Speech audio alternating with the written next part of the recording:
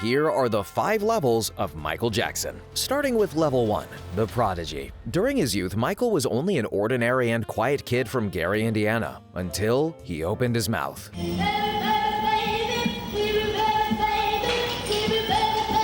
For his age, Michael had a natural rhythm and a voice that felt almost unreal. This talent urged Joe Jackson, Michael's father, to push his son harder than anyone else. We have a few. We have to have a few because that's the only time you can hold a group together by rules, and they must be followed to the fullest extent. As a result of this belief in discipline, Joe had Michael and his brothers practice during their formative years. We loved it. You can see the smile on my face that I loved it. But behind the smile was a childhood that barely existed. My childhood was completely taken away from me. There was no Christmas, there was no birthdays. It was not a normal childhood, no normal pleasures of childhood. Those were exchanged for hard work, struggle, and pain. The rehearsals were intense, the expectations were high, and mistakes weren't tolerated, pushing Michael to grow faster than any kid around him. This intensity, it paid off though, with legendary record label Motown eventually signing the Jackson 5. During live shows, Michael consistently became the focal point. His stage presence distinguished him from the rest. But Motown founder Berry Gordy noticed something even more remarkable. Michael was a sponge. In the studio producing those records, he was always in the control room, sitting with me. Even when he was auditioning, he was looking at me all the time. And Michael's persistence therefore shone through during the Jackson 5's first television appearance in 1969. Now we'd like to do our very first release on Motown. It's on sale everywhere. This prompted Rolling Stone magazine to label Michael as a prodigy. But while the world saw the Jackson 5 as rising stars, Michael's path was already branching away from the group. Because at his core, the prodigy didn't just want to perform. He wanted to become an icon. The first step in this journey came at the age of 14, when he released his debut solo album, Ben. And most people would turn you away. With the song becoming his first solo #1, Michael was encouraged to release 4 more albums between 1972 and 1975. Gosh, Michael, you sure have accomplished a lot for someone so young. Listen, what are you going to be when you grow up anyway? I can't make up my mind whether to be a jet pilot, an astronaut, or the governor of Georgia. After moving to New York, Michael made his feature film debut in The Wiz as the Scarecrow. You can't make even and you can't get out of the game. With people loving the film. Wiz is wonderful. Great. This is the best movie I've seen. Michael was instantly propelled into a different kind of stardom. A superstar became an even bigger superstar, a movie star. Thank you. It was a lot of fun. It was 6 months in New York doing the movie, and I had to be in makeup 3 hours every day for 6 months. The movie also allowed Michael to meet Quincy Jones, who became one of the most important musical influences in his life. But the real meeting with Quincy, the real marriage, was the Wiz Project. And we really got to know one another, and we worked beautifully together. And that's what I love about working with Quincy. He's not a selfish person at all, and he's unlimited musically. The pair produced Michael's next studio album in 1979, Off the Wall, which received massive praise. You hear it everywhere. It seems to have become the skater's anthem in Southern California. At that point, Michael was on a roll, but he refused to slow down, proceeding to work on an album that would transform him into the king. Michael Jackson is back in action with his new album, Thriller, which became the best-selling album of all time, spawning 7 top 10 singles and staying on the charts for 80 weeks, including 37 at #1. How are you feeling at this time about the success of Thriller? I mean, the music business isn't exactly going gangbusters, and yet you continue to sell records so well. Every time I get a platinum album, it's never taken lightly on my behalf. I'm always honored, and it's great thanks. This success set the stage for Michael to become one of the biggest stars the music industry had ever seen.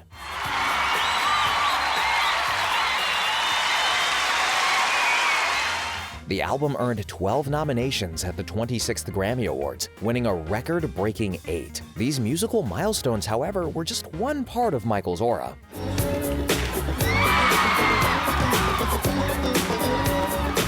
The moonwalk, introduced in 1983, soon became the singer's trademark, leading the New York Times to note, "In the world of pop music, there is Michael Jackson and there is everyone else." Time magazine, meanwhile, described him as one-man rescue team for the entire music business. But the rescue mission, it didn't stop there, as Michael kept coming out with hits. And the whole world has to answer right now to the tell you once again who's bad.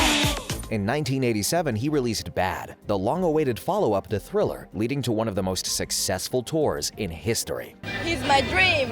He's superstar. He performed 14 sold-out shows in Japan, sold 504,000 tickets in 7 nights at Wembley, and became the standard by which all future world tours would be judged. Despite everything he had achieved, Michael still carried the weight of a childhood he felt he never truly experienced. In response to that longing, he built Neverland, inspired by Peter Pan in 1988, a personal kingdom where he hoped to create the sense of wonder that he had missed growing up. I always wanted to have a place where you're just busy all day and there's just unlimited space to go on quads and mountains and horseback and all kind of fun things.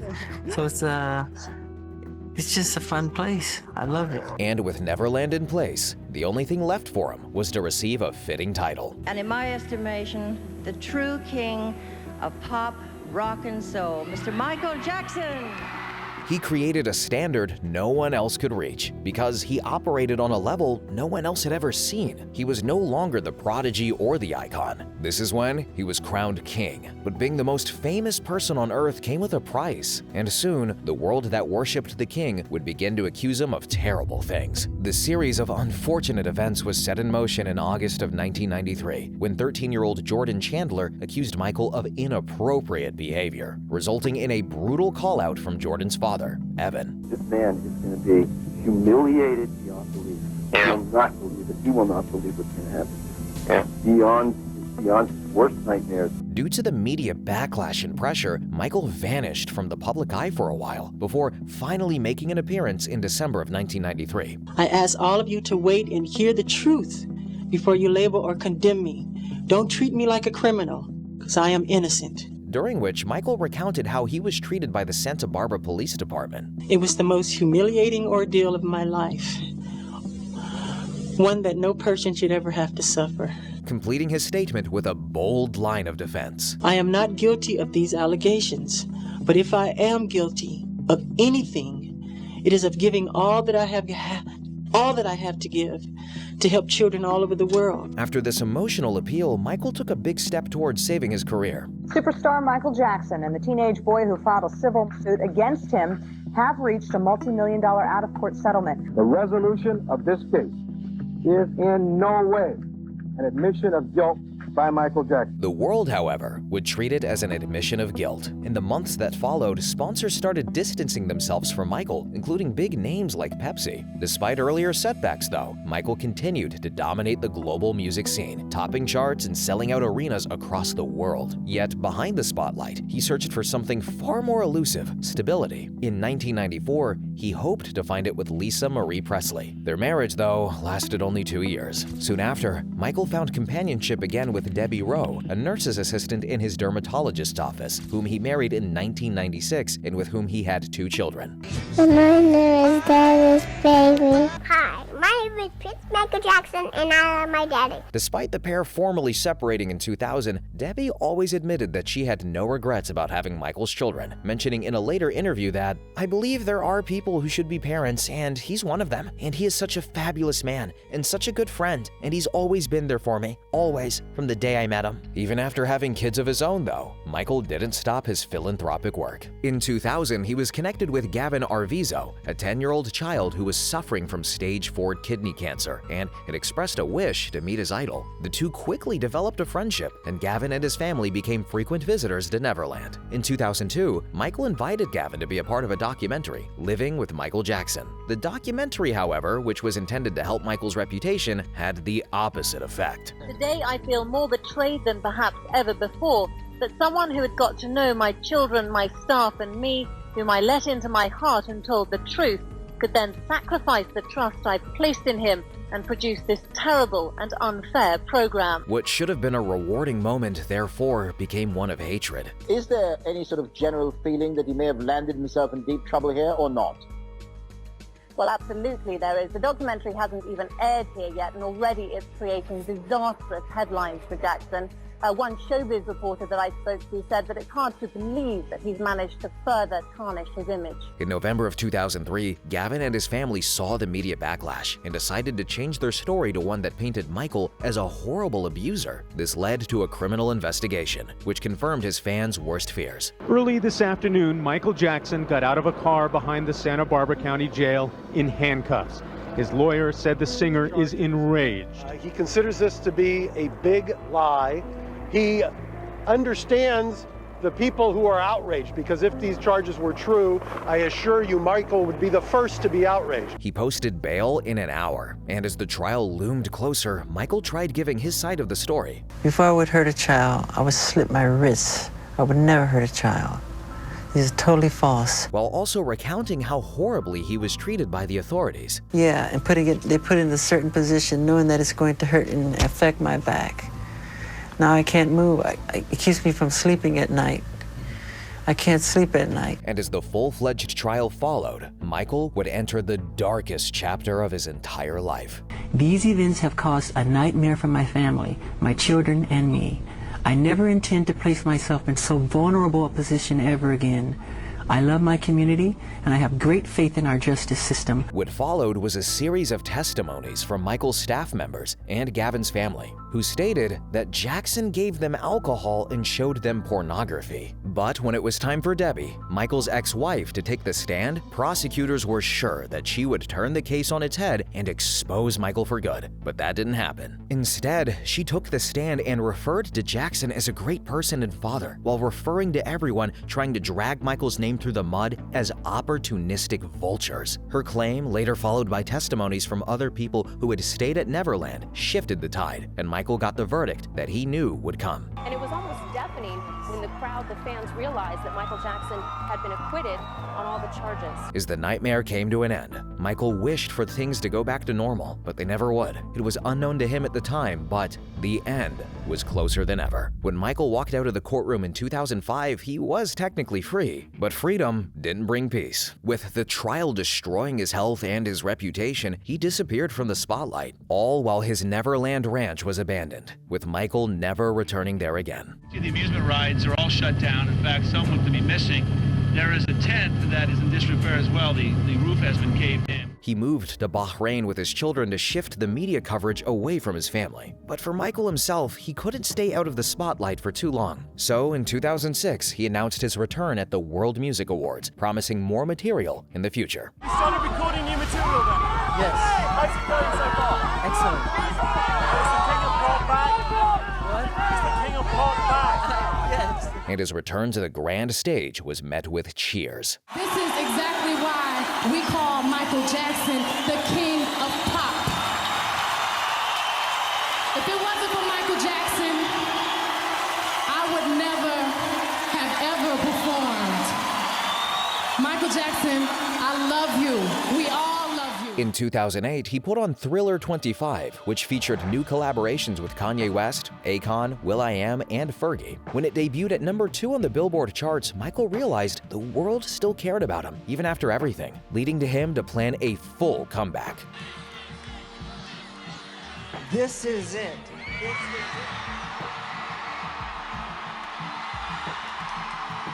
Announcing This Is It in 2009, Michael was set to headline a historic run of 10 concerts at London's O2 Arena. The demand was so overwhelming that 10 shows became 50, selling out instantly and breaking every ticket record the venue ever had. I'll be performing the songs my fans want to hear. This is it. I mean, this is really it. This is the final curtain call. To prepare for this event, he hired the best dancers and the best directors in the world. Not letting it simmer. You just bathe in the moonlight. You have to let it simmer. And for the first time in years, Michael was excited. But behind the excitement, there were cracks. He struggled with insomnia so severe that he relied on powerful medical sedatives just to fall asleep. According to his doctors, the symptoms that Michael Jackson was exhibiting were consistent with what someone might expect to see of someone suffering from total sleep deprivation. The pressure to deliver 50 shows therefore pushed him past his limit. A gentleman's here that needs help, and he's not breathing yet. He's not breathing, and we're trying to pump him, but he's not. Okay. Okay, how old is he?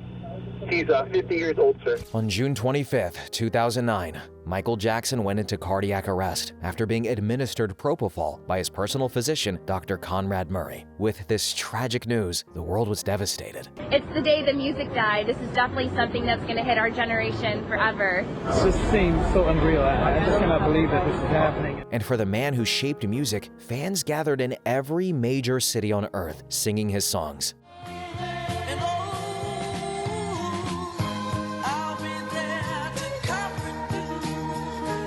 Only 48 hours before he was gone, his last rehearsal showed him still giving everything to his craft. So, when the world paused for his memorial, millions signed up to be there, and music's most influential voices stood beside his family to offer their farewells. The people that felt they were separate became interconnected with his music. He was the consummate student. He studied the greats and became greater. Although our hearts are aching, we need to look up where he is undoubtedly perched in a crescent moon, and we need to smile. Daddy has been the best father you could ever imagine.